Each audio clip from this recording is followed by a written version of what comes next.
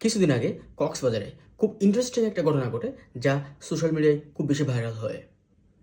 কক্সবাজার জেলার উকি উপজেলাধীন মরিচ্চা একটা পেট্রোল পাম্পে একজন ব্যক্তি তার খাড় নিয়ে তেল নেওয়ার জন্য যান। কিন্তু উনি যে পরিমাণ তেল নিতে চাচ্ছিলেন, সেই পরিমাণ তেল ওই পেট্রোল পাম্পের যে ডিসপেন্সার আছে সে ওই ব্যক্তিকে দিতে আগ্রহী ছিল না। এতে করে ওনাদের মধ্যে বাকবিতণ্ডা হয়, রাগারাগি হয়, এবং যিনি কারের মালিক উনি রাগ নিয়ন্ত্রণে রাখতে না পেরে শেষ পর্যন্ত ওনার গাড়িতে যে লাইসেন্সকৃত বন্দুক ছিল সেটা নিয়ে ওই পেট্রোল পাম্পের যিনি ম্যানেজার আছেন তাকে আক্রমণ করতে যান। আজকে আমরা এই ঘটনাটার আইনি বিশ্লেষণ করব বিভিন্ন আইন এবং ধারা ইত্যাদি দিয়ে। বিশ্লেষণের সুবিধার্থে ঘটনাটাকে আমরা দুটি অংশে ভাগ করব। প্রথম অংশ হচ্ছে ওই লোকের একটা লাইসেন্সকৃত বন্দুক ছিল যেটা নিয়ে উনি অন্য ব্যক্তিকে ভয় দেখিয়েছেন, আর দ্বিতীয় অংশ হলো ওই ব্যক্তি তার লাইসেন্সকৃত বন্দুক নিয়ে অন্য ব্যক্তিকে হত্যা করার চেষ্টা করেন। এবার তাহলে আমরা প্রথম অংশটা বিশ্লেষণ করব। বাংলাদেশে আগ্নেয়াস্ত্রের লাইসেন্স দেওয়া হয় আগ্নেয়াস্ত্র লাইসেন্স প্রদান, নবায়ন ও ব্যবহার নীতিমালা 2016 আলোকে।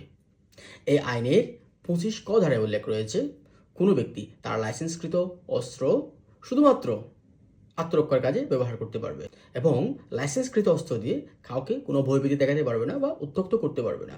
একই সাথে বিধি 25-এর জ উপবিধিতে উল্লেখ রয়েছে কেউ যদি বিধি 25-এর ক উপবিধি ভঙ্গ করেন তবে তার লাইসেন্স বাতিল হবে।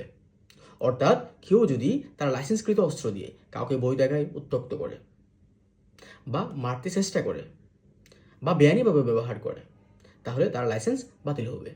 তাহলে এই বিধিমালার 25 বিধি অনুযায়ী যে ব্যক্তি ওই পেট্রোল পাম্পের ম্যানেজারকে অস্ত্র দিয়ে মারতে গেল তার লাইসেন্স অটোমেটিক বাতিল হয়ে যাবে এবং জেলা ম্যাজিস্ট্রেট এবং বিজ্ঞ জেলা ম্যাজিস্ট্রেট ওই ব্যক্তির অস্ত্রের লাইসেন্স বাতিল করবেন। এখন শুধু অস্ত্রের লাইসেন্স বাতিল করলে তো হবে না, উনি যে বেআইনিভাবে অস্ত্রটা লাইসেন্সকৃত অস্ত্রটা প্রদর্শন করছেন তার শাস্তি কী হবে? ওই শাস্তির কথা উল্লেখ আছে অস্ত্র আইন 1878-এর 21 ধারায়।